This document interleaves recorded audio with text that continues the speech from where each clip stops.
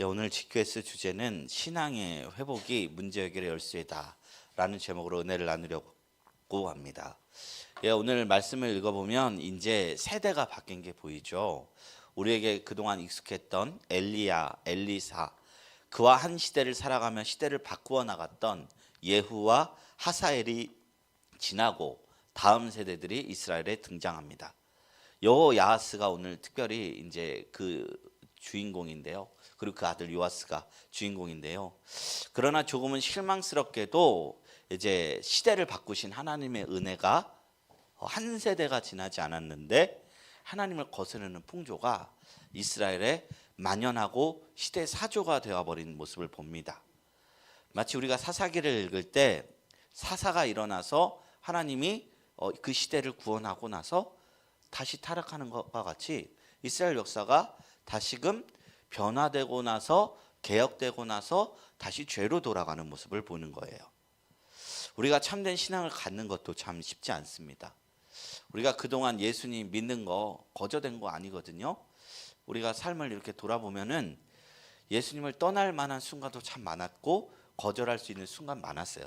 살얼음판 걷는 것처럼 자칫 잘못하다가는 빠져서 하나님 부정할 수 있는 순간 인생에 너무나 많았어요. 그러나 그럼에도 불구하고 그 모든 상황 속에서도 하나님의 인도 아래 보호 아래 어떻게 잘 걸어와서 지금 예수를 믿고 있습니다. 그거 참 어려운 거예요.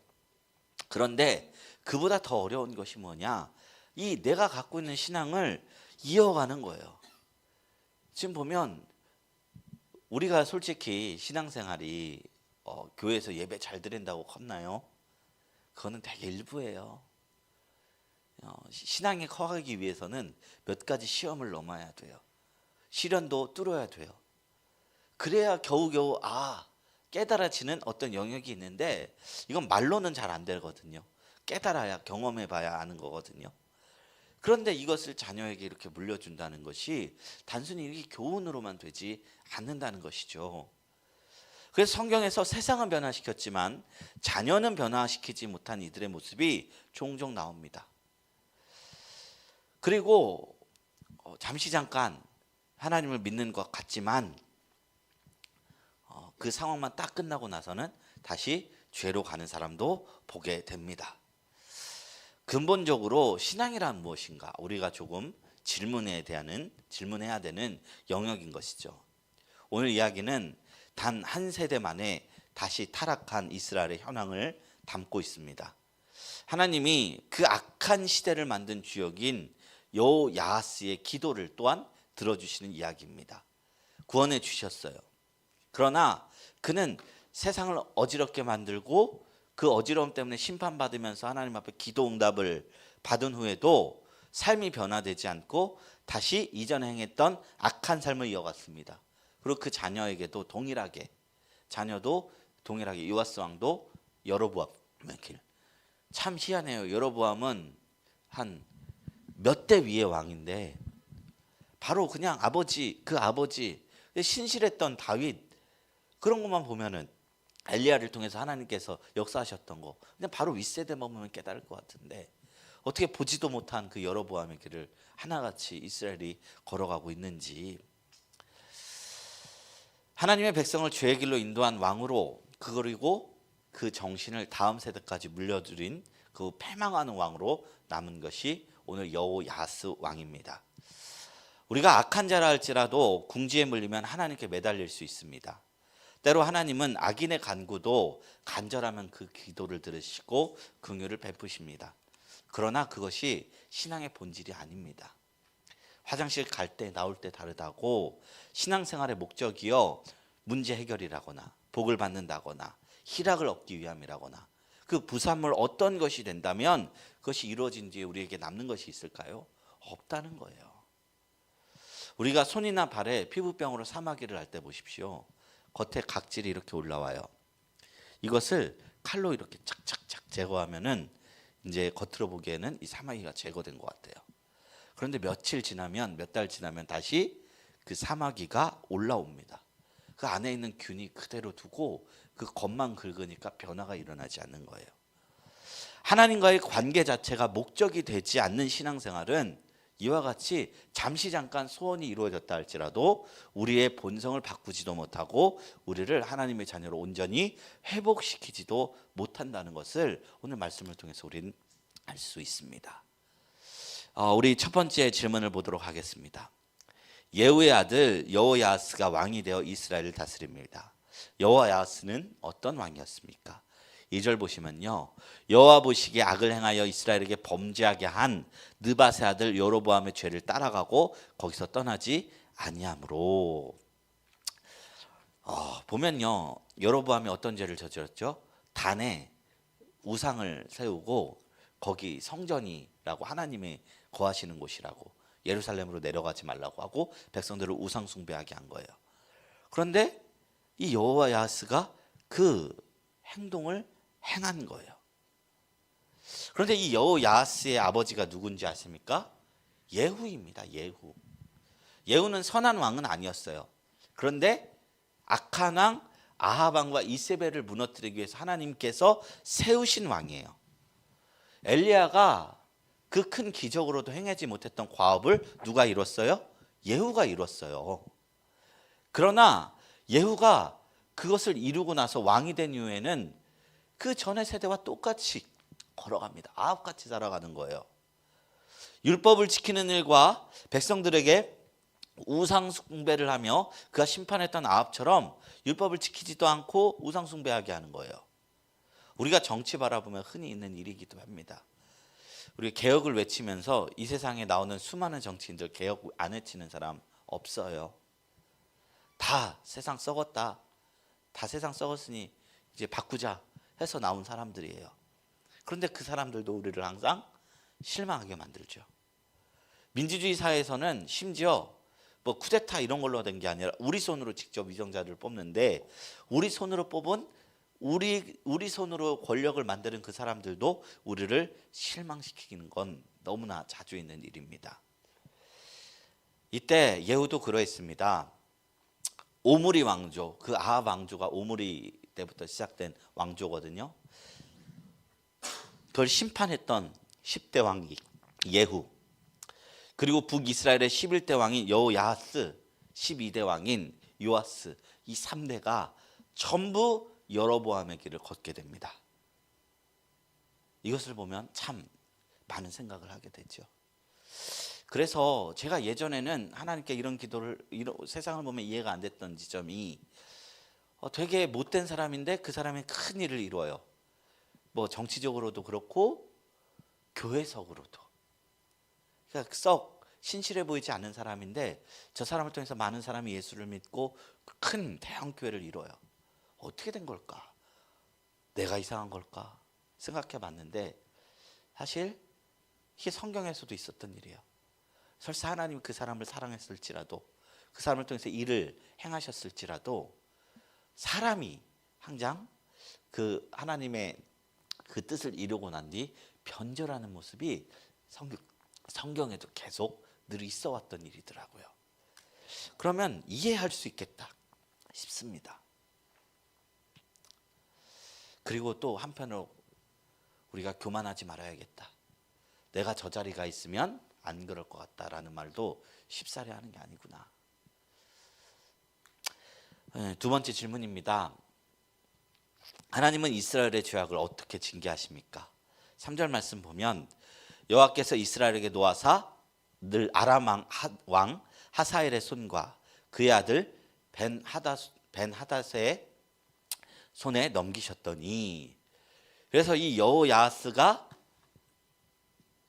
이제 우상 숭배의 죄를 지으니까 하나님이 기름 부어서 세웠던 엘리사, 예후, 하사엘, 그 중에 하사엘이 이스라엘을 침략합니다.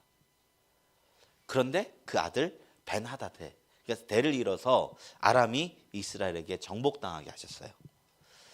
가나안 땅은요 이런 일이 있었습니다. 하나님이 언약을 주셨기 때문에 하나님이 이스라엘 백성에게 언약 안에 있을 때는 평화와 번영을 허락하시고 열방을 향한 제사장 나라가 될 것이다라고 말씀하셨어요.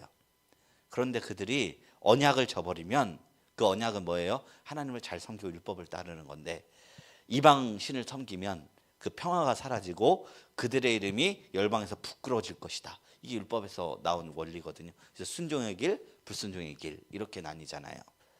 그런데 그를 통해서 이 언약 백성이 우상을 섬기니까 이제 아람을 통해서 이제 시리아죠. 그 시리아의 아람을 통해서 정복받는 삶을 살게 한 것입니다.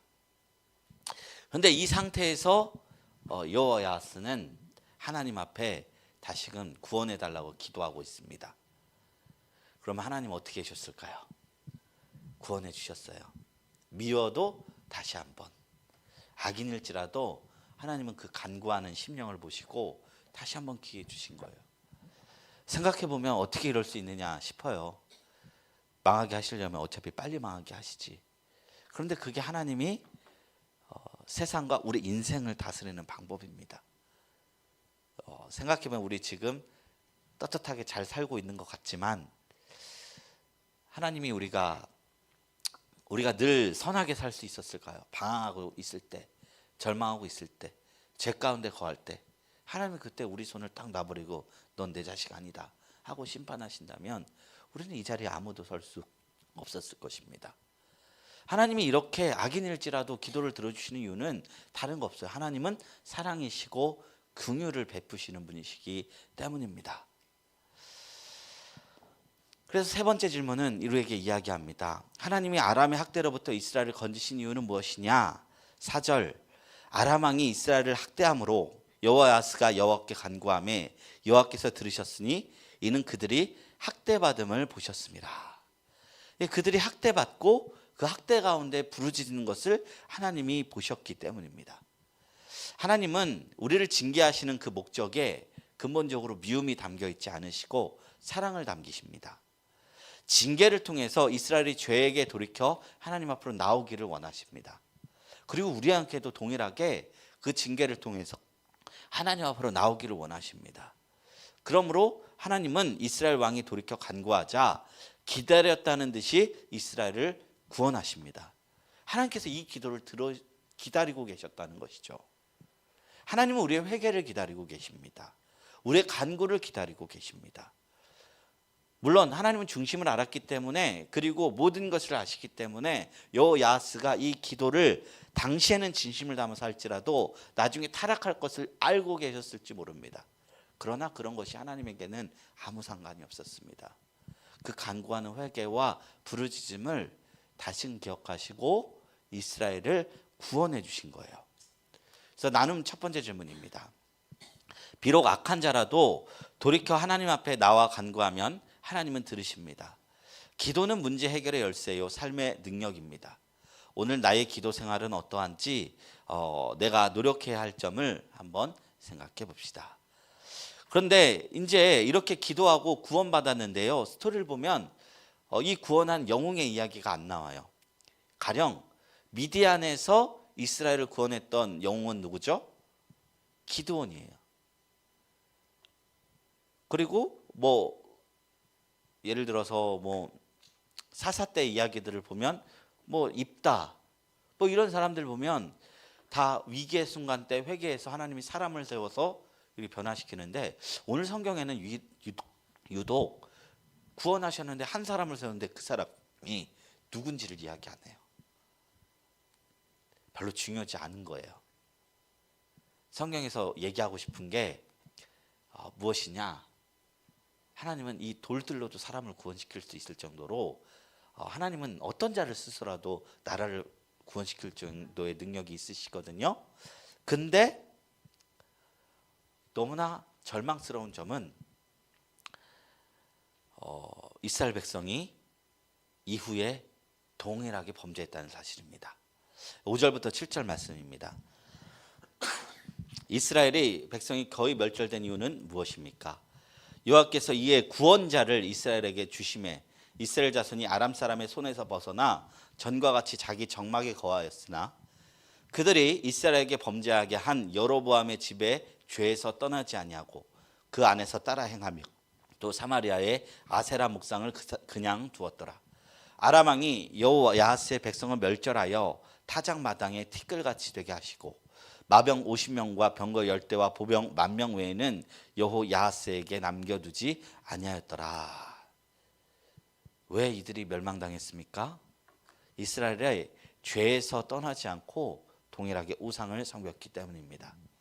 하나님 앞에 나아가면서 동시에 죄를 버리지 않았다는 것입니다. 우리가 문제가 생긴 긴박한 상황 속에서 하나님을 향한 기도 제목, 그리고 하나님을 향한 그 갈굼, 이런 것이 자연스럽게 떠오를 수 있거든요. 그러나 삶의 변화가 동반되지 않으면 그 결국이 파멸에 이끈다는 것을 이야기하고 있습니다. 하나님이 모르는 자에게는 하나님이 그래도 이해해 주시는 부분이 있어요. 모르는 세대에는 내가 묻지 않겠다, 로마서에 나오거든요. 근데 하나님은 알만한 것들을 그 안에게 다 생겨주시고 비침을 얻고 하늘의 신령한 것을 맛보고, 그걸 다 경험한 자들이 삶에서 돌이키지 않고 그냥 다시금 죄의 길이 옳다 하고 예수 그리스도를 적극적으로 거부하면 하나님께서는 이를 통해서 더 큰 심판을 허한다는 것입니다. 그래서 하나님을 두려워할 줄 알아야 합니다. 위급할 때만 하나님을 찾는 신앙, 그것이 신앙의 목적인 이들이 있습니다. 하나님은 물론 이런 이들도 오래 참으시고 긍휼을 베푸십니다. 그러나 그들이 하나님을 경험하고 나서도 끝까지 자신의 죄를 버리지 않는 자는 하나님의 징계와 심판을 피할 수 없는 것입니다. 저는 이런 무서운 말을 하는 것이 너무 마음이 아프지만 우리가 이런 것이 표태가 되어야 될 줄로 믿습니다. 하나님을 이미 알면, 계란이, 우리가 계란 후라이를 해보면 알잖아요. 액체로 되어 있지만 우리가 한번 후라이를 착 하면 다시 그 이전 상태로 돌릴 수 있습니까? 없어요. 하나님을 아는 것도 그래요. 이미 알아버리면 우리가 하나님이 원하시는 것, 이런 것을 신경 쓸 수밖에 없다고요. 그런데 그런 상태임에도 불구하고 일부러 잊고 그냥 나는 후라이 되기 전에 계란인 것처럼 아무리 해봤자 그럴 수가 없는 거예요. 내 안에 이미 하나님을 알만한 게 양심에 있는데 알고 지은 죄 하나님이 더 크게 보신다는 것이죠. 여호야하스는요, 이름이 여호가 들어갔잖아요. 하나님이 구원하신다는 내용이거든요. 아들 이름도 요아스, 여호야스예요. 다 여호와를, 하나님을 바라는 이름이에요. 이름은 그런데 삶이 그렇지 않다는 것이죠.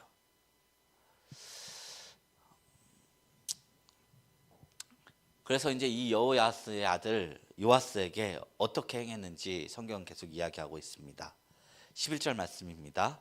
여호와께서 보시기에 악을 행하여 이스라엘에게 범죄하게 한 느밧의 아들 여로보암의 모든 죄에서 떠나지 아니하고 그 가운데 행하였더라. 여호야스의 또 다른 죄가 뭐예요? 자녀를 다시 여로보암의 길로 이끌 수 있도록 신앙에서 멀게 하셨던 죄예요.